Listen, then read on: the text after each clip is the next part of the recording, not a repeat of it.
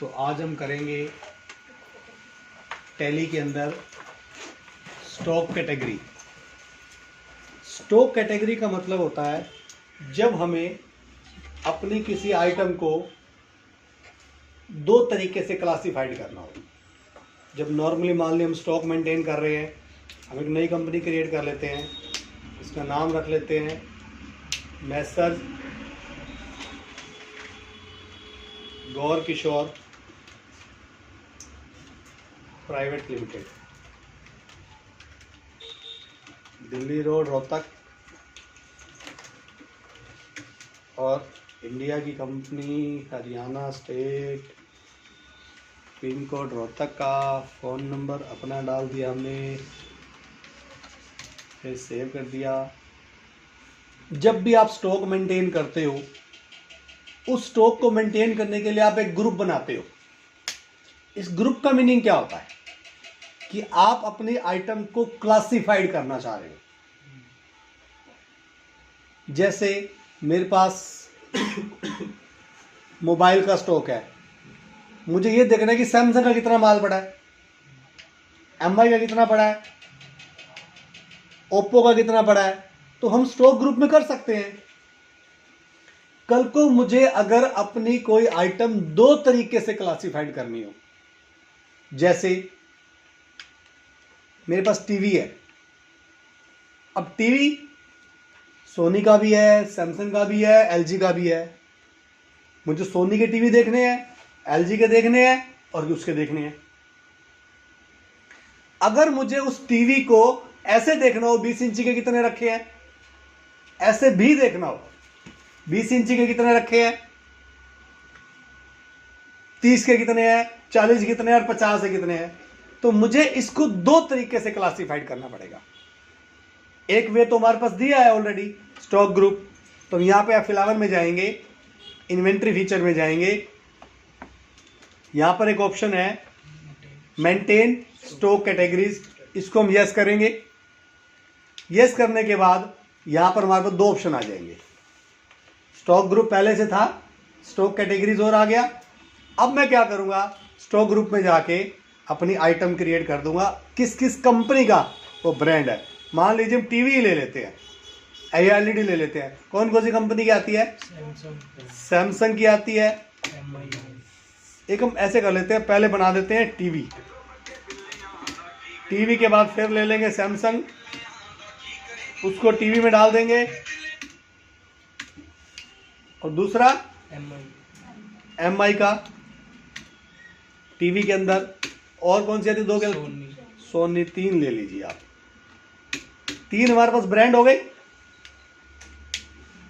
उसके बाद फिर आप उसको कैटेगरी वाइज मेंटेन कर लो। कैटेगरी वाइज के अंदर आप पहले ले लो 20 इंच की आती है, 24 इंच की आती है, 24 इंची एलईडी। और कौन सी आती है,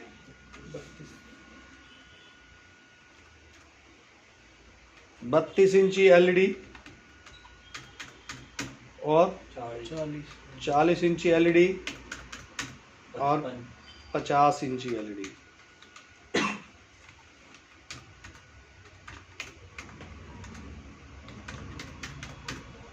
अब मैंने दो तरीके से मेंटेन कर दिया।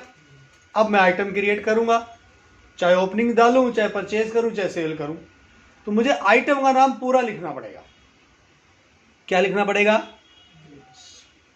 24 इंची ऐसे लिख लो एलईडी, 24 इंची सोनी, नाम में पूरा। तो यहां पे अंडर किसे डालूंगा मैं, सोनी, और कैटेगरी में ठीक है ना। इसको हम पीस या नोज, जैसे भी हमने उसको मेज़र करना है, ले लिया, अल्टरनेट छोड़ दिया। मान लो 20 पीस रखे हैं, 5500 रुपये का आया हमारा। अगला एलईडी ले ली मैंने 30 इंच की, 32 इंच की, ये मान लो एमआई की है ये। तो यहाँ पे एमआई के पीस रखे हैं 32 इंच के, नोज 10, ये 8000 रुपये की हो गई, या 10,000 रुपये की लगा लो। फिर 40 इंची एलईडी रखी है, ये भी सोनी में रखी है मेरे पास, तो सोनी के 2 मटेरियल हो गया। 40 इंच एलईडी 12 पीस 32,000 की। फिर एलईडी ले लो 50 इंच की। सैमसंग नहीं लोगे सर? कोई बात नहीं, एमआई की पहले ली थी ना, एमआई की लिए मुझे एमआई की पहले एक ली थी, एक टाइम में 2 ले रहा हूँ, फिर मैं एक छोड़ दिया मैंने सैमसंग। 50 इंची साइज एक बार है मेरे पास, मतलब एक साइज की एक ही कंपनी का माल है मेरे पास अभी तक। 5 पीस 38,500 रुपये का।